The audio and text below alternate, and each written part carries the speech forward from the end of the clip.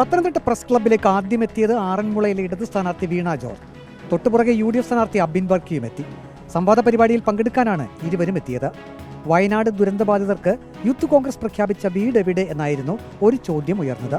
30 വീടുകളുടെ നിർമ്മാണം തുടങ്ങിയതായി അബിൻ വർക്കിയുടെ മറുപടി. ഊരാളുങ്കൽ സൊസൈറ്റിക്ക് ടെൻഡർ അടിസ്ഥാനത്തിലാണോ കരാർ നൽകിയതെന്നും UDF സ്ഥാനാർത്ഥിയുടെ മറു ചോദ്യം. ഞങ്ങൾ 30 വീടുകൾ പണിയുമെന്ന് പറഞ്ഞു. ആ 30 വീടുകളുടെ പണി ഇപ്പോൾ തുടങ്ങിയിട്ടുണ്ട്. ഞങ്ങൾക്ക് കാലതാമസമുണ്ടായി. അതിൻ്റെ കാരണം ഭൂമി ലഭ്യമാകേണ്ടതിനുള്ള കാലതാമസമാണ് ഉണ്ടായത്. ഞങ്ങൾ തറക്കല്ലിട്ടു. ശ്രീ രാഹുൽ ഗാന്ധി തറക്കല്ലിട്ട് അതിൻ്റെ പണി ഇപ്പോൾ തുടങ്ങിയിട്ടുണ്ട്. അത് വരുന്ന മുറയ്ക്ക് പൂർത്തീകരിക്കും. ഇനി ഞാൻ പറഞ്ഞ രണ്ട് കാര്യങ്ങൾ ഞാൻ പറയട്ടെ. താങ്കളുടെ മൂന്നാമത്തെ ചോദ്യത്തിനുള്ള ഉത്തരം ആദ്യം പറഞ്ഞതാണ്.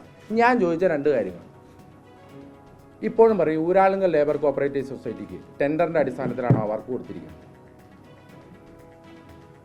പറ. 300 കോടി രൂപയുടെ വർക്ക്, 299 കോടി രൂപയുടെ വർക്ക് ഊരാളുങ്കൽ ലേബർ കോപ്പറേറ്റീവ് സൊസൈറ്റിക്ക് ടെൻഡറിന്റെ അടിസ്ഥാനത്തിലാണോ കൊടുത്തത്? പറ, ഉത്തരം പറ. ടെൻഡറിന്റെ അടിസ്ഥാനത്തിലാണോ കൊടുത്തത്? അപ്പൊ ആ കാര്യം ഞാൻ പറഞ്ഞ ഒരു കാര്യം ശരിയാണെന്ന് ഇപ്പോൾ മനസ്സിലായില്ലേ? 2025 ഏപ്രിൽ മാസത്തിൽ DYFI മുഖ്യമന്ത്രിയുടെ ദുരിതാശ്വാസ നിധിയിലേക്ക് 20 കോടി കൈമാറി എന്ന് പറഞ്ഞു. ആ തീയതിയിൽ യഥാർത്ഥത്തിൽ തുക കൈമാറിയിരുന്നോ എന്ന് അബിൻ വർക്കിയുടെ ചോദ്യം. 20 കോടി രൂപ കൈമാറി എന്ന് പറയുന്ന ദിവസം കൈമാറിയിട്ടില്ല. എന്നാണ് DYFI പുറത്തുവിട്ട കണക്ക് പ്രകാരം കൈമാറിയതെന്നറിയാവോ? 2026 ജനുവരി മാസം 5-ാം തീയതി എന്ന് പറഞ്ഞാൽ 10 മാസത്തിന് ശേഷമാണ് 15 കോടി രൂപ കൈമാറിയത്. ഞാൻ പറഞ്ഞത് തെറ്റുണ്ടോ? അപ്പോൾ ഞാൻ ചോദിച്ചു, ഈ 10 മാസം ഈ 15 കോടി രൂപ കൈ പിടിച്ചു വെച്ചിട്ടുണ്ടെങ്കിൽ അത് എന്തിനായിരുന്നു? അപ്പോൾ ഈ 15 കോടി രൂപയുടെ ഒരു വർഷത്തെ പലിശ ഒന്ന് ആലോചിച്ച് 1 കോടി രൂപ മേളിൽ വരില്ല. പൈസ എന്താ ചെയ്തവർ? എന്താ ചെയ്തേ? ഇനി 1, ഇനി 2, ഇനി 2.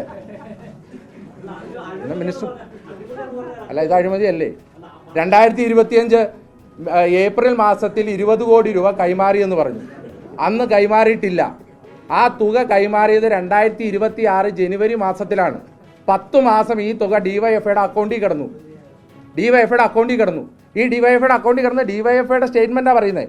ഈ അക്കൗണ്ടിൽ കിടന്ന പൈസ അപ്പോൾ കൈമാറി എന്ന് പറഞ്ഞ തുക കൈമാറാതെ 10 മാസം അക്കൗണ്ടിൽ കിടന്നതിന് ആരാണ് ഉത്തരവാദി? ഇനി ഞാനൊരു കാര്യം പറയട്ടെ. അല്ല, എന്നാ മിനിസ്റ്ററിന്റെ ഉത്തരം പറഞ്ഞാൽ മതി.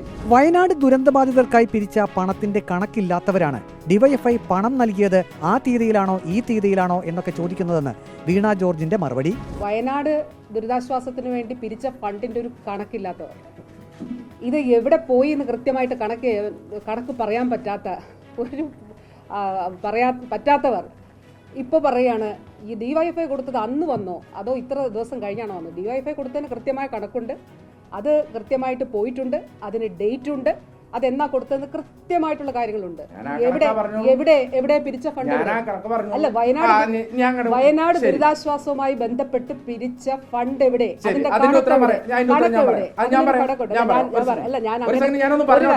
യൂത്ത് കോൺഗ്രസ് പിരിച്ച തുകയ്ക്ക് കണക്കുണ്ട്.